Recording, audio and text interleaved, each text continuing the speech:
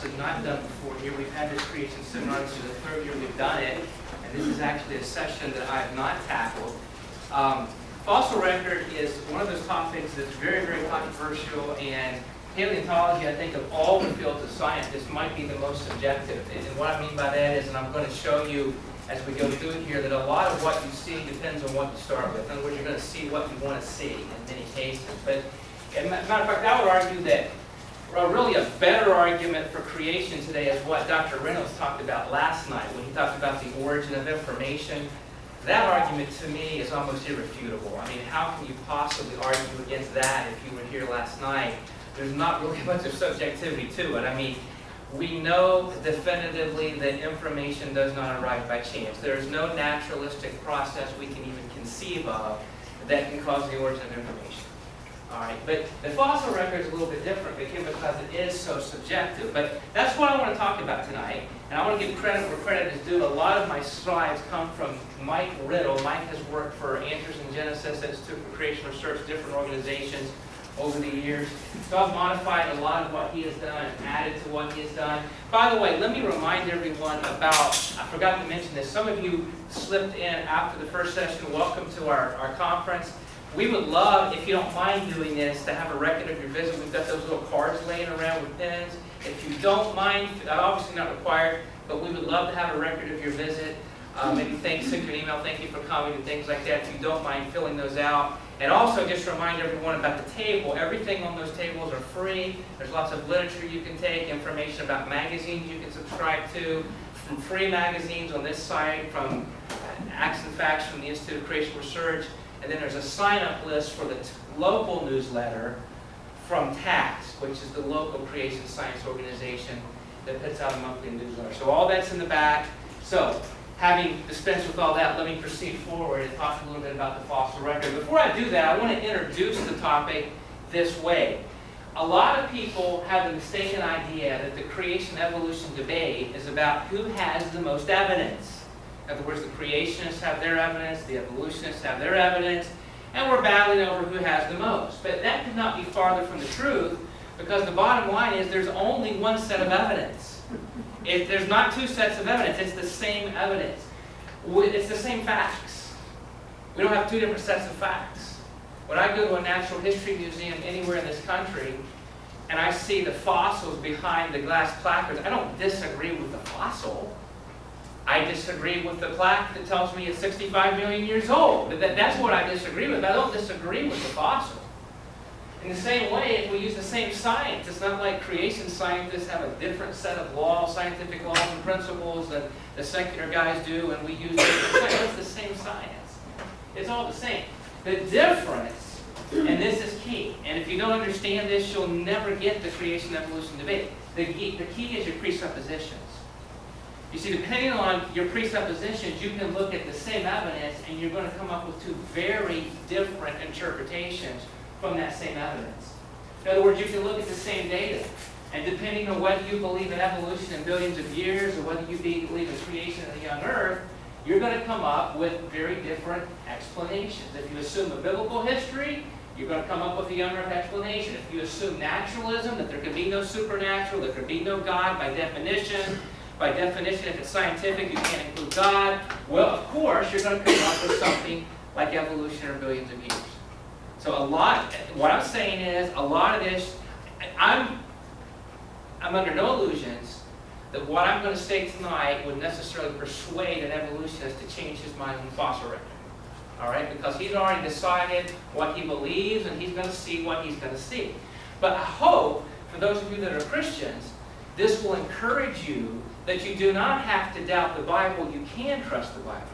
Because I believe the evidence is far better explained, the fossil evidence, by the creation model than by the evolution model. All right? And hopefully this will be an encouragement to you if you, like me, believe that. Now, let me give you one last example. You can take this fish fossil that we might dig up somewhere, and two very different interpretations based on your starting point. This fish maybe evolved over millions of years and somehow was buried in a local flood or something like that. Or perhaps this fish died in Noah's flood, having descended from originally created fish. So you have the same evidence, but two very different explanations from the same evidence. Let me share a verse of Scripture, sort of as an introduction to all this. This comes from 2 Peter chapter 3, verses 3 and 4. And to me, this is a fascinating prophecy. Peter is talking about the last days, and he makes this statement about the last days. Knowing this first, that there shall come in the last days scoffers, walking after their own lusts, and saying, where's the promise of his coming? For since the fathers fell asleep, all things continue as they were from the beginning of the creation. Kind of reminds me of the philosophy of uniformitarianism that we talked about last night. Everything's always the same, nothing changes a whole lot. You've got to explain everything in the past for the same processes we see in the present. It's a good definition of that.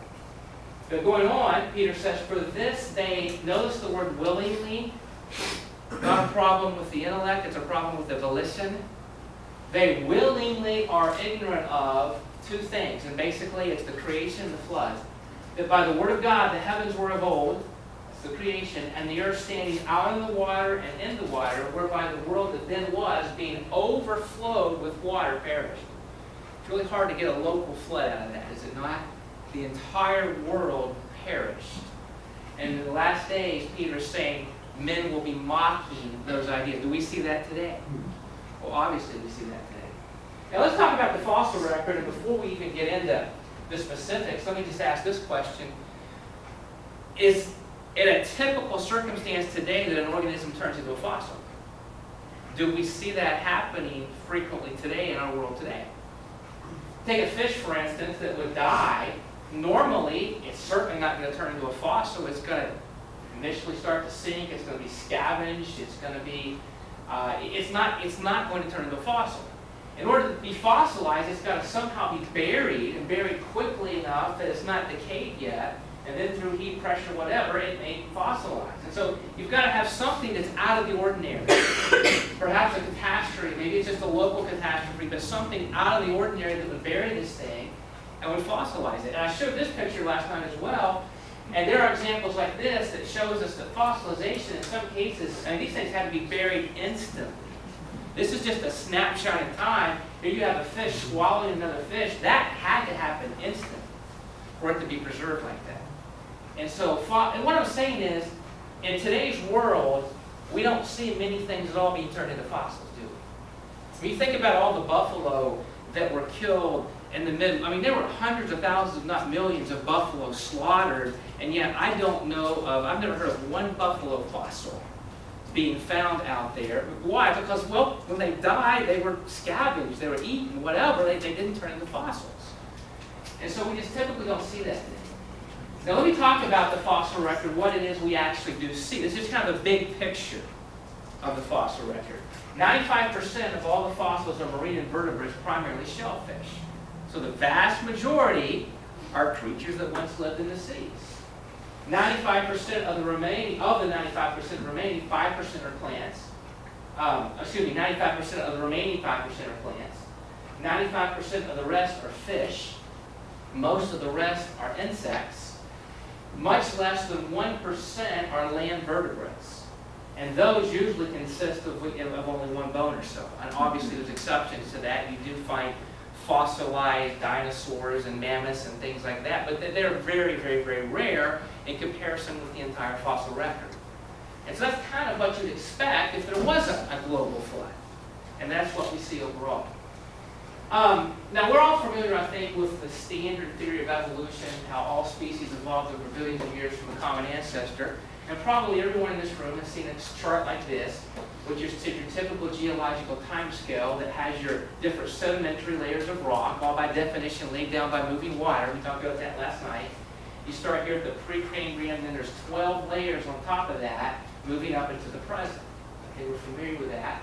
And of course, the Bible teaches something very different from that. Genesis 1:25, and God made the beasts of the earth after his kind, the cattle after their kind, and everything that creepeth on the earth after his kind, and God saw that it was good. Now the word kind, the Hebrew word men, doesn't correspond with any modern day classification system. Phylum, class, order, family, genus, species. It doesn't correspond to anything like that. Kind is a biblical word, and it simply means that God created certain kinds, and there could be a lot of variety within those kinds. And so, for instance, you can have the cat kind. There's a whole lot of variety in that. And you have the dog kind, and there's a lot of variety within that, but what you never see is dats or cogs. In other words, you never see one kind changing to another kind. All right, and so that's the idea there. So we have a very, very different picture. Let me give you a quote from a biology textbook, 2001, which says this: fossils offer the most direct evidence that evolution takes place.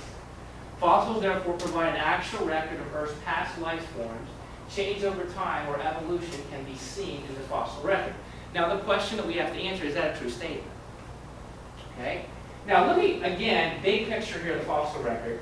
This gives you an example of what you typically see in the fossil record. We have all these different types of animals, whether it's amphibians, reptiles, mammals, birds, humans, whatever.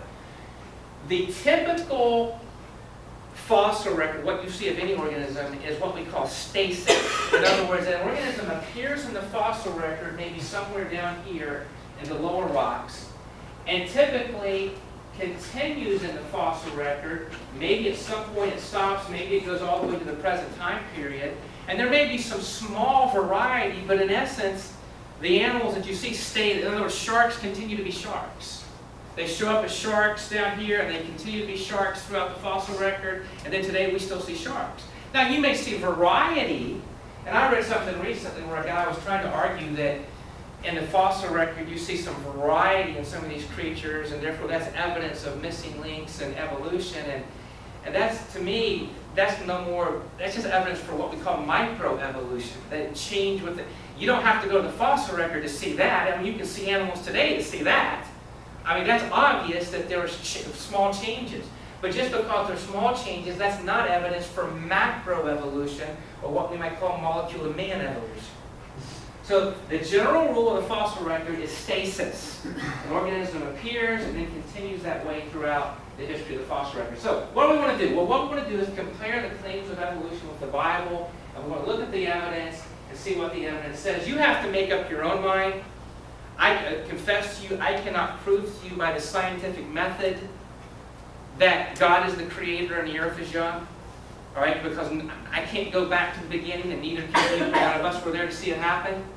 But what I can do is show you the evidence, and I'm going to give you a different interpretation of the evidence than you typically hear in your secular schools and universities and Discovery Channel and things like that, that I think, you can disagree, and that's fine, it's a free country, but I think is a better explanation, right, for that. The late Stephen Jay Gould, who was, before he died, probably the most famous evolutionist alive on the earth, said this: all paleontologists know that the fossil record contains precious little in the way of intermediate forms. Transitions between major groups are characteristically abrupt.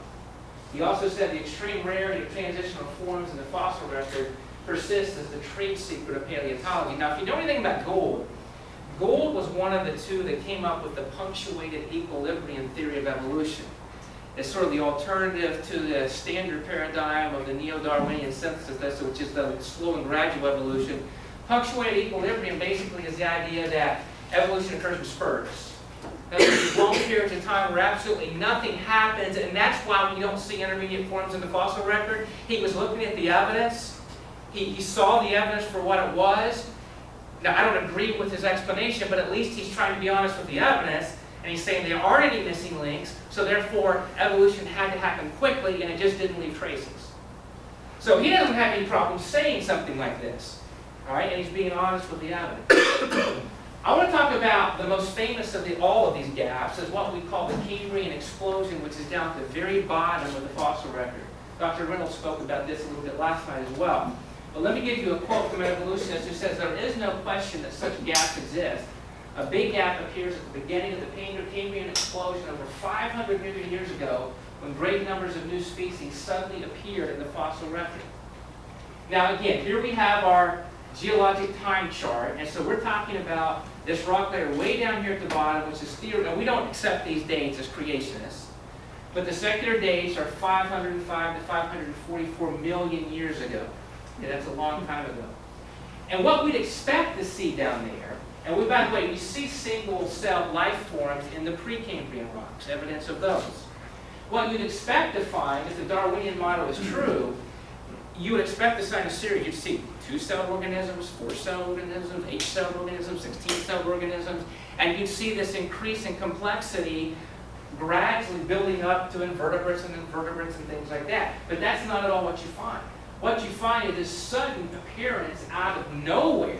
That's why they call it the explosion, the Cambrian explosion of life, where these very complex invertebrate creatures seemingly appear out of nowhere with no evolutionary ancestors to be found anywhere. Things like trilobites and sponges and just very, very complex creatures. Here's a quote. The Cambrian explosion is not just a case of all the major animal phyla appearing in about the same place in the geologic column. It's also a situation of no ancestors to suggest how they might have evolved. So where are the thousands of observable intermediates? And they're just not there. And not only is there no intermediates here, what I want to try to prove to you as we continue with this session is as you go all the way up this theoretically evolutionary tree, there ought to be these missing links all the way up until you get to the very top. But what I'm going to try to show to you is that they're missing. Now, this particular pamphlet was published a few years ago by Answers in Genesis. And all of the quotes that you see here, none of those are from creationists. And I know you can't read that from back there, but all those quotes are from evolutionists. And with all these different transitions, fish to amphibians, reptiles to mammals, whatever the case may be, these guys are saying the missing links are still missing. Now let me show you some more specifics about that. I would like to argue, I believe, that if you look at the facts, the pre-Cambrian to Cambrian transition, it better supports a biblical account. How about the transition from invertebrate to vertebrates, or the fish? Let me give you a quote from, again, a biology textbook. Fishes are considered to be the most primitive living vertebrates. Similarities in structure and embryological development show that fishes and modern invertebrate chordates probably did evolve, notice that, from common invertebrate ancestors that lived many millions of years ago. Now, there's not one single intermediate in the textbook to support the claim, and notice the phrase, they probably did evolve. Why? Because they can't give you an example of it. All right, they don't know of an example of it. Now, you can find, well, let me go on. There's obviously a big difference between something like a jellyfish or a trilobite and a fish. All right, there's, again, a big jump in complexity from the one to the other, and so the same question we're asking, where are the thousands of observable intermediates? And again, I would argue that that transition also is better supported by a biblical creation model. How about the transition from fish to amphibian? Now, this is a famous one because we often see pictures of this depicted, right? You've all seen pictures of the fish crawling out on the land, right? At the museums and the textbooks. We've all seen that. But here's a quote. Since the fossil record provides no evidence of other aspects of the transformation from fish to tetrapod, paleontologists have had to speculate, keyword, how legs and aerial breathing evolved. And the word speculate is used because they've never seen it actually happen. Most scientists used to believe that the first transition occurred with the lobe-finned fish, or sometimes called cross-ruptarians. And these were fish that had these lobes that kind of looked like, to some people, potentially a leg, and maybe these things crawled out onto the land, and they were very hopeful that maybe that was the explanation. But they actually found in 1938 something called a coelacanth, which is actually a living, breathing one of these cross-ruptarian type of fish. Again, it was found for the first time in 1938, but it was supposed to be extinct for 70 million years before that. This is one of many of what we call living fossils. In other words, creatures that were around during the time of the dinosaurs we find in the fossil record, and yet they're still alive today just like they were then. So this is an example of a living fossil. It was found in 1938, and they found many more of them since. They're alive and well. It's 100% fish. The front fins are still fins. They're used for swimming. They're not used at all for walking or anything like that. And so that was sort of a dead end for them. Another creature that they had been touting as possibly this missing link was Tiktaalik. Another creature they thought maybe could have sort of come out of the land or whatever, but in recent years there was actually a discovery made in Poland of a four-legged lizard-like creature that had made some tracks, and it was actually dated 18 million years earlier than Tiktaalik. Here's a picture of those tracks. So clearly, Tiktaalik cannot be the ancestor of that thing because it was dated 18 million years earlier. So that was sort of a dead end as well. That's what it looked like, Tiktaalik. quoting from a creation scientist, Jonathan Sephardi, talks about Tiktaalik, and he says the fins that are supposed to become legs were not connected to the main skeleton, so it could not have supported its weight on land. And the discoverers claimed that they could have helped prop up the bodies as fish moved along the sea bottom, but evolutionists had similar high hopes for the coelacanth fin. However, when a living coelacanth was discovered in 1938, the fins turned out to not be used for walking, but for depth maneuvering and swimming. So there you have another dead end. So I would argue that, again, that transition is better explained by a biblical creation account. How about amphibian to reptile? Let me give you another quote. The reptiles arose from amphibians of some kind, but the details of their early history are not clearly understood, and current ideas about them are in a state of flux. And so there's no, there is one called Samoria that some tout as a missing link, but again, true reptiles are older in the fossil record than this creature. So again, it can't be the ancestor. So once again, I would argue that that's better explained by the biblical model. How about the transition from reptile to mammal? Another quote, the transition to the first mammal, which probably happened in just one or at most two lineages, is still an enigma. There is a group of creatures called the mammal-like reptiles that are held by some as missing links, but they're still very reptilian in their brains and many of their other body parts. For instance, like all of the reptiles living or fossil, they have a single ear bone and multiple lower jaw bones, while every mammal living or fossil has 3 bones in the ear and a single lower jaw bone. And there's no good evolutionary explanation of how to go from the reptilian to the mammalian system of bones.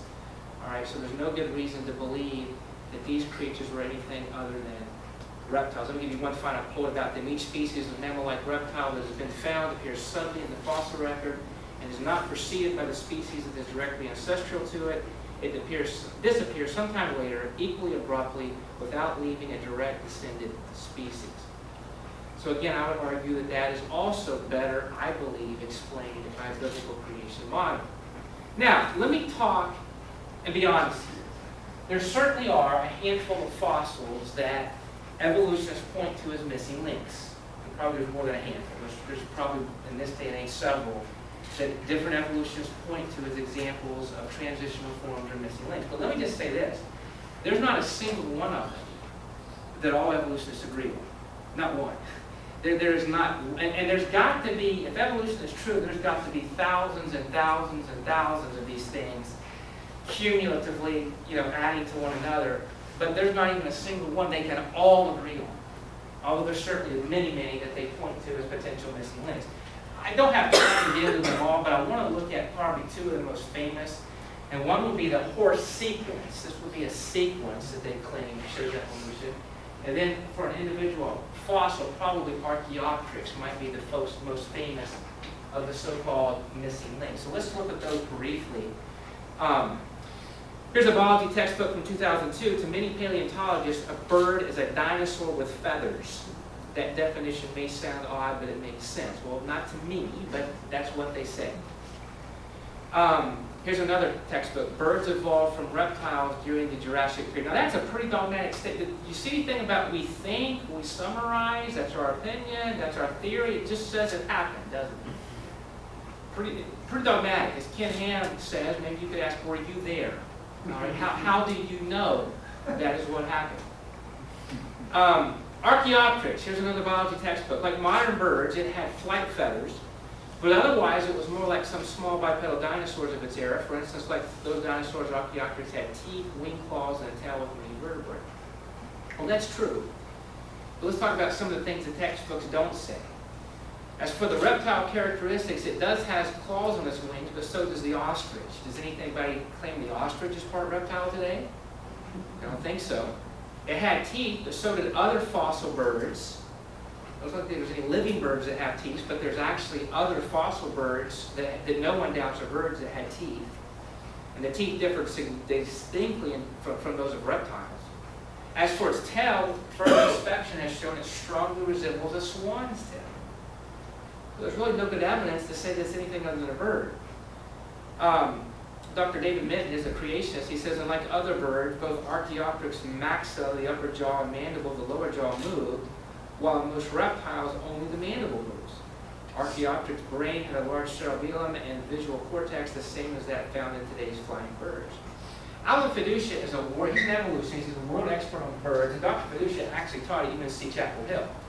He's a local guy, and by the way, he is, again, a world authority on birds. And he doesn't buy into any of this feathered dinosaur to bird stuff. All right, several quotes I've seen from him, he doesn't buy into any of them. All right, and he's a leading authority. And again, he's not a creationist, he's an evolutionist. But here's what he says about Archaeopteryx. Paleontologists have tried to turn Archaeopteryx into an earthbound feathered dinosaur, but it's not. It's a bird, a perching bird, and no amount of paleobabble is going to change that. All right, and so that's his opinion on it.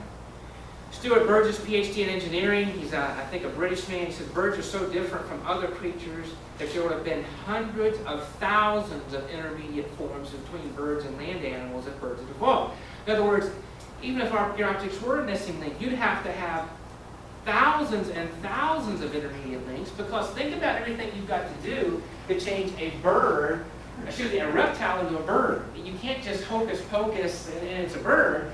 Think about all the things you have to change. The development of feathers, from reptilian skin and scales to feathers, that's a huge change. Reform of the respiratory system. A reptile has a bellows type of lungs like we do, where the air comes in and goes back out. A bird's lungs are one way. Tell me how that thing's going to survive halfway between the transition between the two types of lungs. How's that thing going to live when it's half of one and half of the other? How's it going to breathe during that transition? All right?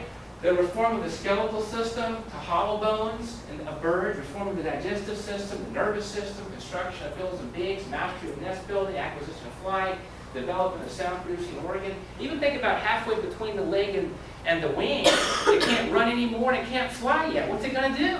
Just flop around there on the ground? I mean, that's not really a good for survival.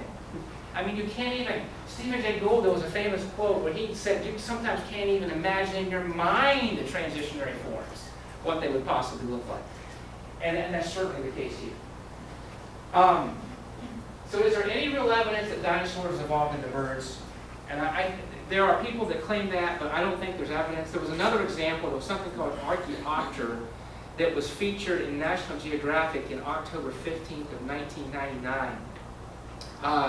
In that issue, we're told that the specimen was a feathered dinosaur. There was a quote, it's a missing link between terrestrial dinosaurs and birds that could actually fly. It also stated we can now say that birds are theropods just as confidently we say humans are mammals. Later in the March 2000 edition, a few months later, in small print, in the hard-to-find forum section, they explained that scientists had now determined that the creature was actually a composite of two separate creatures, a dinosaur tail and a bird body. So yeah, I guess it was, in a sense, half dinosaur and half bird. All right, now that one was obviously a fraud, all right? But there's been other mistakes. In 1993, this one was said to be a flightless bird. It's not a bird, but a theropod. 1996, this one was said to be, again, a transition to feathers. On that one, turned out to be an array of fibers instead of actual feathers. So there's really, and again, there's some debate here, but let me just also say this. Even if they do, beyond a shadow of a doubt, prove that there's a dinosaur that had feathers, what does that prove? Probably that it was a big bird. Well, does the Bible ever say that dinosaurs can't have feathers, number one? And just because it had feathers, does that mean it's transitioning into a bird? Even if it did. Think of something like a duck-billed platypus. If they found that in the fossil record and didn't know what it was, what would they say about that? I mean, what is that thing? It's a mammal, it lays eggs, it looks like it's got a bird-like bill. I mean, what is that thing? It's a mosaic. It's got all of these different seeming parts from different types of animals, but it's alive and well. And so even if a dinosaur does have feathers, all that means is it had feathers. It doesn't mean it's turning into a bird. All right, that's something very, very different. I want to show you this. I took these pictures. This was from the Carnegie Science Center in Pittsburgh, where it was a museum basically for children, and they were selling these toys, and it made me very angry. All right, when I was there. This was several years ago when I lived in Morgantown, West Virginia. But here's how they pictured Archaeopteryx. And notice how they picture some of these other creatures, and they have no, this is an artistic license of 100%. All right, they have not found things that look like it, but they're basically doing this and selling them to kids to promote this. And I think that's very unethical what they're doing, but nonetheless. Now, let's talk about the horse sequence for a second. Let me give you another quote here from this encyclopedia. It says, the horse is a well-documented case study in evolution. The fossil record shows clear steps in the progression from a four-toed, small browsing animal, one of the line that gave rise to tapirs, rhinoceroses, and other mammals, in addition to horses, to the modern horse. A pretty dogmatic statement. As the biologist Herbert Nelson said, the family tree of a horse is beautiful and continuous only in the textbooks. And the famous paleontologist Niles Edwards called the textbook picture lamentable and a classical case of paleontologic museology. So why would someone make a statement like that? Well, first of all, scientists find horse fossils mixed throughout all the different time layers. There's not a progression like they claim. The first animal in the series is so different from the modern horse and from the next one in the lineage, it probably shouldn't even be there in the first place. It's probably something totally different from the horse.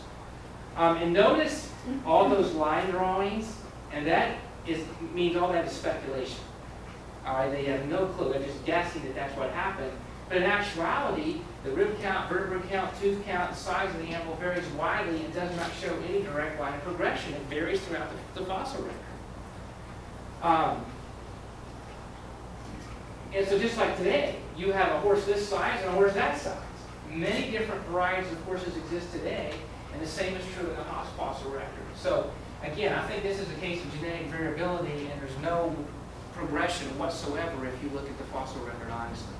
So again, what do the facts support? I think it's better explained by a biblical account. Now, I want to take time now to get into that, and hopefully I have time to cover this. I may or may not, I've got to hurry. But I want to talk about the so-called hominids, because these are the ones that really interest people, the so-called ape men.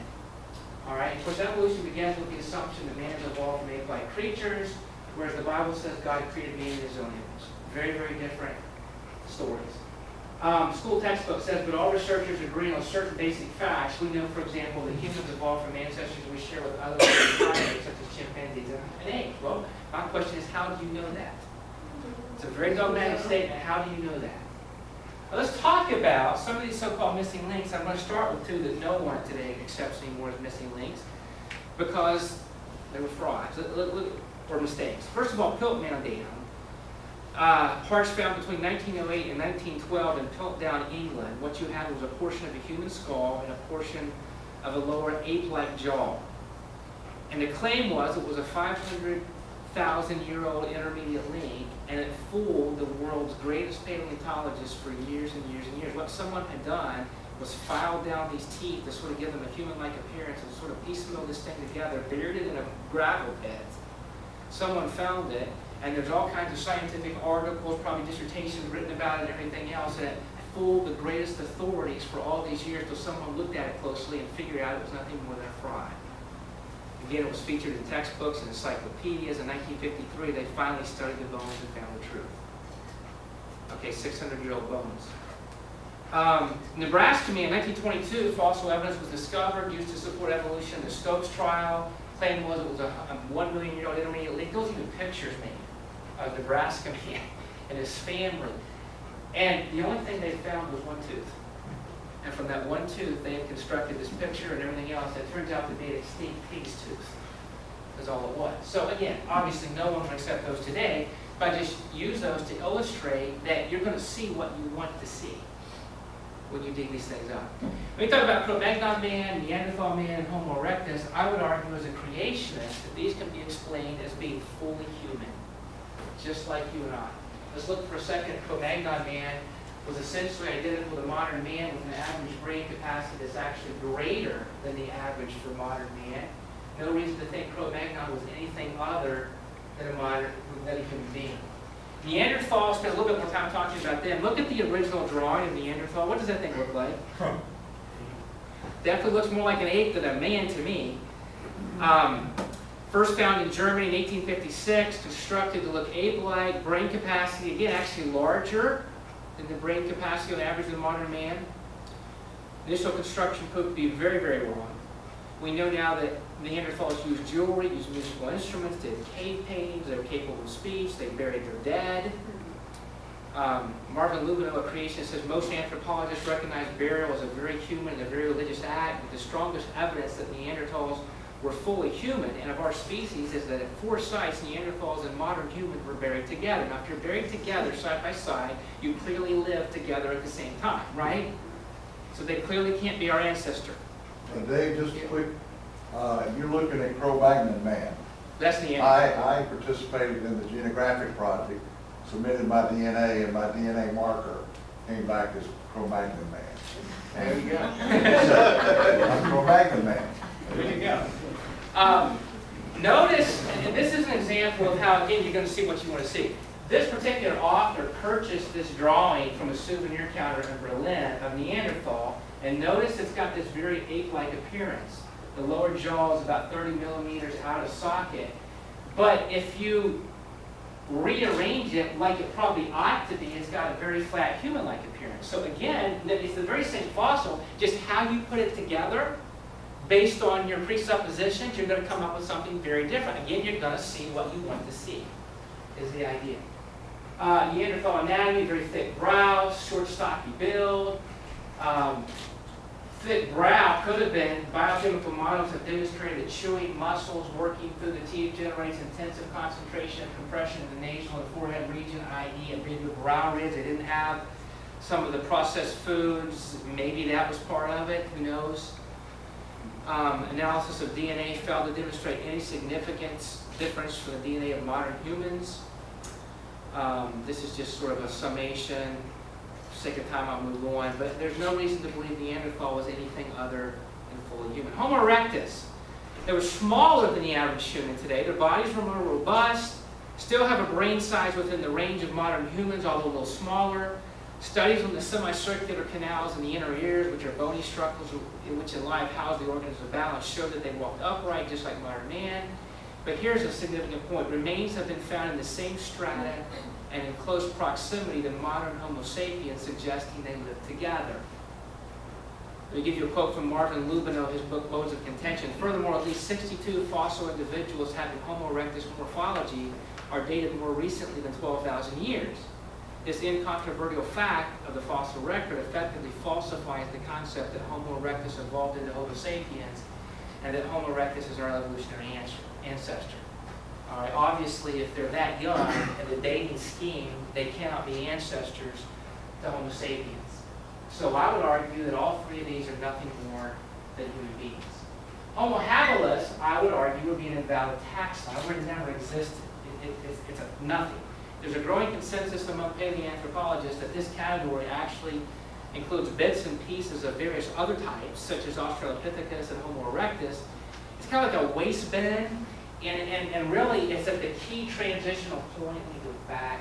That right there would be the key transitional period of time in the evolutionary scheme where apes should be transitioning to men.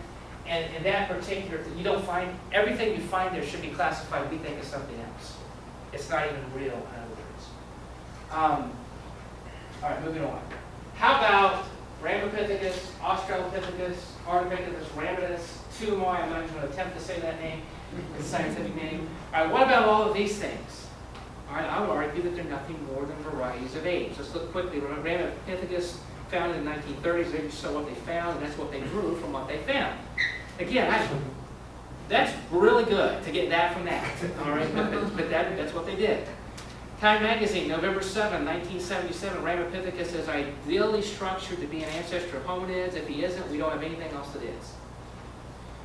Claimed to be a 14-million-year-old intermediate.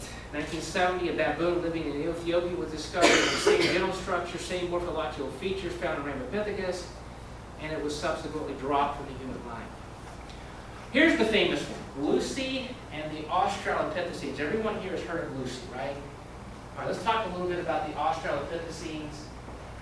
First of all, I would say there's really no similarity whatsoever in appearance to humans. They have long arms identical to chimpanzees. Jaws are similar to chimpanzees. The upper leg bone is similar to chimpanzees. Lucy's legs were very ape-like. The brain size overlaps the size of chimpanzees. Large back muscles for tree dwelling. Hands similar to a pygmy chimpanzee. Feet were long and curved. Now the big question is, did Lucy walk upright? There's a big debate over that. And note, again, they claim that Lucy is our ancestor. That particular fossil was discovered in 1974. About 40% of the fossil was found, claimed to be 3.5 million years ago, and claimed to be bipedal or walking upright. And again, that's basically what they found, and that's what they drew. Okay? Now, notice the artist's conception here of Australopithecus africanus. What do you notice about the picture? I mean, yeah, it looks like an ape, but what else do you see? Note the human-like hands, the use of tools, gazing out into the, like it's thinking. And so again, you're going to draw this thing the way you want it to look. And that's what typically happens. Now, I want to talk about how evolution hinders critical thinking. Now, I hope there's going to be a brief video clip, and I hope you can hear the sound. If this doesn't work, I'll move on. But I'm not even going to introduce this to you. I just want to ask this question. Do you have any problem with the scientific methodology? I think this is Dr. Lovejoy, I believe, of what he does here. So let me see if this will work. I passed it up, but maybe it's not going to work. Hold on, let me see if I can.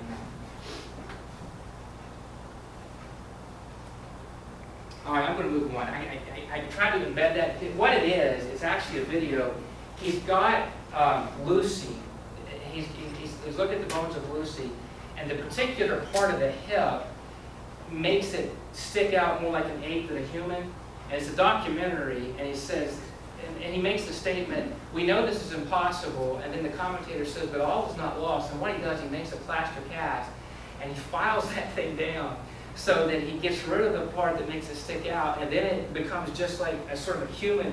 And so he says, now it works. And so, again, you're going to, whatever you want to see, you're going to see. How about this one? Notice the picture there of the feet of Lucy. What do those feet look like to you?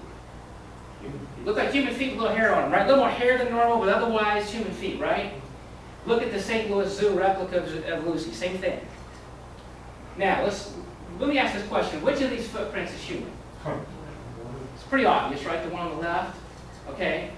Let me show you some footprints that were got fished from Tanzania, all right? These were discovered in 1978 in Tanzania, and the footprints were dated at 3.5 million years old. All right, the question is, who made these footprints? All right, now, that's what the footprint looks like. There's what Lucy's foot looks like. There's a human footprint. Now, what do you think? You be the judge. Who made those footprints?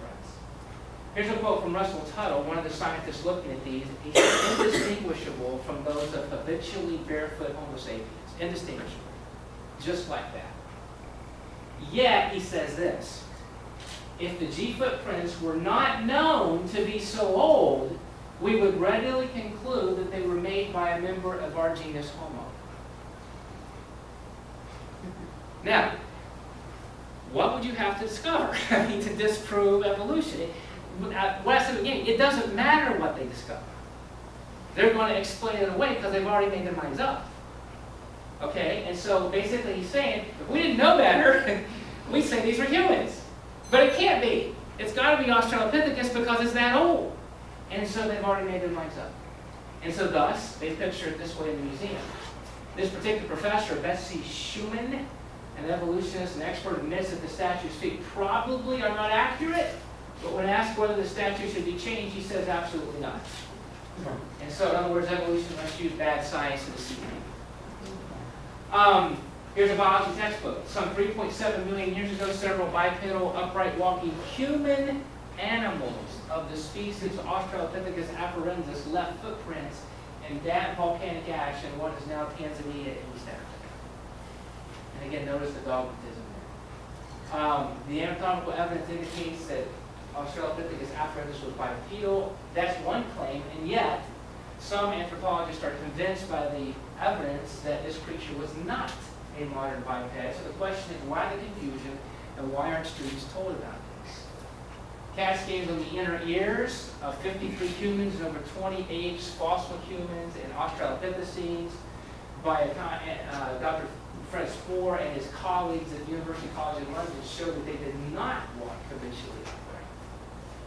So again, why is this information not shared in textbooks? All right, let me move on to Ardipithecus ramidus. The original specimen was composed of 17 bone fragments found in Ethiopia in association with other primates and vertebrate fossils supposedly dating from 4.4 million years. Again, I don't accept those dates. The subsequent more complete specimens date from as old as 5.8 million years ago, but the facts don't warrant the certainty found in the popular press. Artie is what they call this thing. Artie's feet also has opposable big toes and lacked arches, which separates her from humans and means she could not have walked upright for long distances if she did at all. This scientist William Jungers of Stony Brook University criticizes the idea that Artie walked uprightly. This is a fascinating skeleton, but based on what they present, the evidence for bipedability is limited at best. Divergent big toes are associated with grasping, and this has one of the most divergent big toes you can imagine. Why would an animal fully adapted to support its weight on its forelimbs in the trees elect to walk bipedally on the ground? Here's a question. This is from Henry Gee in Nature magazine. How could you tell if a particular fossil is a true hominid or just a chimpanzee with perhaps a bit of genetic variation? And Gee admits there's a problem in identifying whether Ardipithecus ramidus is on the human line or some other line. With creatures as primitive as this, it will almost be impossible to tell the difference. And again, that's an honest evolution statement. Here's one to my. And again, if you want to take a stab at pronouncing that, feel free. I'm not going to attempt that. But 7 million years ago, it's supposed to be, and again, now I may be wrong, because these things change all the time. This stuff is constantly changing. There may be some others that are saying they're older now. But at least recently, this was the oldest of the theoretical hominids. However, it's important to note that the alleged age of 6 to 7 million years ago was based totally on the theoretical evolutionary ages of other fossils found in the area. In other words, evolution was assumed to begin with. What was actually found was a very fragmented and incomplete skull. The other bones were found from the back. The skull looks like a chimpanzee, from the front like an Australopithecine. As we already noted, the Australopithecines are already very chimp-like to begin with. I was living in Huntington, West Virginia at the time. A statement from an AP article in the Huntington, West Virginia Herald-Dispatch, July 11, 2002 reads, "It looks like something in the human fossil record unambiguously a couple of million years ago." Now that is a very deceiving statement, because most readers would never know that that alleged something 2 million years ago were the Australopithecines. So basically all it's saying is it looks a lot like an Australopithecine, which already looks like an ape, so big deal. Big deal. All right, so that's not... Now this one, really I don't think should even be considered a hominid, but some are saying that this is the oldest of them all. Darwinius Maselli, or how you say that, known as Ida, supposedly 47 million years old. Been hyped by the media as the oldest missing link, but it doesn't look anything like that. It resembles a modern lemur in size and appearance. The only really difference between it and a lemur, this fossil lacks a grooming claw, and its teeth are more similar to a monkey's. But these are minor differences that can be explained by variation within a kind. Here's what it looks like. And again, is that your ancestor? All right, that's what they're trying to tell you. But I don't believe that. I'll give you this one final quote on that one. We've analyzed a large data set based on observations we have made of almost 120 living and extinct primates. And we find Darwinius and this new genus that we've described are not part of our ancestry. These are evolutionists, by the way. They are more closely related to lemurs and lorises than they are to tarsers or monkeys, apes, and humans. This study would effectively remove Ida from our ancestry. So again, with all of these, even the evolutionists don't agree on it. Now, I want to step back for a minute, and instead of looking at the individual fossils, I want to look for a second at a composite fossil chart. And I guarantee you this is something you will never ever find in an evolutionary textbook because it is simply too revealing. Now this is found in a book by a creationist called Martin Lubidoux called Bones of Contention. If you are interested in this subject, the alleged hominids, the ape man, etc., this is the book to go to. It's called Bones of Contention. At the end of the book, he has this chart. And all these are various fossils. And notice these are modern Homo sapiens, archaic Homo sapiens, Homo erectus, and Australopithecines. And it gives the alleged evolutionary dating, 0.5 million years, 1 million, 2, 3, 4, and 5. Notice the Australopithecines are over here. Now, what is it you just jumps out at you? And by the way, I'm not saying, and he's not saying that evolutionists would say those are human fossils. They would classify them as something else. Those footprints I showed you are right there. They classify them as something else, but they look just like modern human bones or footprints. So just look at them, the morphology, they look like human bones. But since they're buried in strata supposedly that old, they wave their magic wand and classify them as Australopithecus or whatever.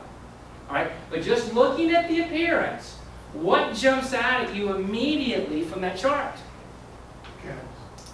What was that? Well, there are gaps, but what jumps out at you about the... There's no progression. They all were there in all the periods. Yeah, there's no overlap. They all lived at the same time. There's no progression there whatsoever, so it can't possibly be that one led to the other. And again, you're never going to see that in an evolutionary textbook. And I think that's even more revealing than looking at the individual fossils when you look at the big picture. Here's a quote from Charles Ochsner, a famous evolutionist, said the genus Homo may in fact be so ancient as to parallel entirely the genus Australopithecus, thus denying the latter a direct place in the human mix. Summary of the fossil record. Ernest Marr, famous evolutionist, given the fact of evolution, one would expect the fossils to document a gradual, steady change from ancestral forms to the descendants, but this is not what the paleontologist finds. Instead, he or she finds gaps in just about every phyletic series. So, bottom line for me, evolution is a matter of faith. So my conclusion, based on the evolution model, the entire foundation for Darwinian evolution, the mechanism for change, that would be natural selection and mutations, which we talked about last sort of yesterday, it doesn't work.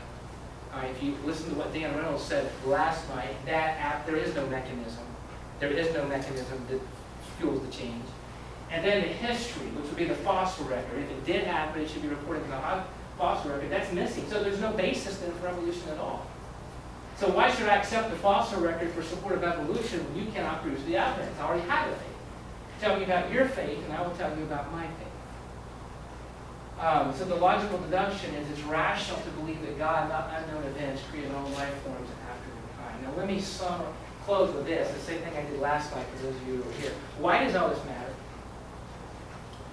Because if we're just out to win a debate, I personally don't like getting into these debates, and that just doesn't, sometimes you have to do it, sometimes you have to, and all that, but if we're just out to win a debate, what's the purpose of all this? But here's the deal. If evolution is true, whether you're talking about the Darwinian form or whether you're talking about some form of theistic evolution where God is guiding the process, whether it's the day-age theory or progressive evolution or the framework hypothesis, gap theory, whatever. Under any of those scenarios, death was around for millions and millions and millions of years before there was man. And of course, in a lot of these, you don't even get to a single man Adam, you get to a population. And how you figure out that by the Bible, I don't know. All right, but nonetheless, before you get to Adam, there's all this death. So death, therefore, is a part of the process that leads to our existence. However, if the Bible is true, death only came about as a result of man's sin. God had told Adam, if you eat of that fruit, you're going to die. Implication being, you don't eat of that fruit, then you don't die. You're going to live forever. And so death is a result of man's actions. The Bible puts it this way in Romans 5:12, wherefore is by one man sin entered into the world, and death by sin. So death passes upon all men, for all have sinned. If you believe in millions of years, you've got millions of years worth of death before you have sin. How does that work theologically? And how can you, there's a passage in 1 Corinthians 15 that says the same thing, and some of these day-age guys try to say that's only talking about spiritual death. But the context of 1 Corinthians 15 is bodily resurrection. So are you telling me that Jesus only rose spiritually from the dead and not bodily? Do you really want to tell me that? And you claim to be a Bible believer? Is that what you believe? Romans 6:23, the wages of sin is what? What's the wages of sin? Death. All right, but if death was around before sin, how can death be the wages of sin? How is that possible? And then you get to the gospel, 1 Corinthians 15:3, Christ died for our sins according to the Scriptures. He didn't die to be a martyr. That should be up there. That was a heading that I need to take out of there. But He died to take our place. He took our death penalty in our place. But if death was a natural part of our existence, you sort of destroy the very message of the gospel. But if you understand the idea of death before sin, of no death before sin, then you understand Romans 6:23, the gift of God is eternal life through Jesus Christ our Lord. How that God can offer salvation and forgiveness of sin based on the Lord Jesus Christ's finished work for us on the cross. That's why this is important. And if there's anyone here that does not know Jesus Christ as your Lord and Savior, I would challenge you to think about that. We would love to talk to you more about that, show you from the Bible how you can know for sure your sins are forgiven. There's a little pamphlet on the back table there called God's Bridge to Eternal Life you can take, and they'll show you what the Bible says about that. We would love to talk to you more about that. Now, as I close, this is the last session. I want to remind you again, not only is there all kinds of good material on the table, for some of you, you might want to go home and do your own research on some of this. Maybe you've never heard this before, maybe it's raised some questions. You'd like to just find out about other aspects of the creation evolution debate. What do creationists really believe? Go to one of these sites, answersingenesis.org, creation.com, ICR.org. These sites here, you can type in almost any question you have about creation versus evolution, and there'll probably be a series of 6 or 7 articles just immediately come up, and you can do your own research and then see what they say. ChristianAnswers.net is more of a general apologetic site, but unlike some of the other apologetic sites that really are old earth, and whether this is more of a young earth position, all right, on that one. So all of these would be good sites that you could use. And Dave, I might mention past-creationscience.org. But I forgot to put that one up there. I should have done that. But that's our local site. You mention it again. This is our group, past, PASC-creationscience.org. That's our, and we're publishing 2 books, by the way, and it's a compilation of our articles over the last 15, 20 years or so. Absolutely. And you can also Google tabs Plus and other find stuff, it. yeah. Plus a lot of other stuff on there. Absolutely. So I'm pretty much done.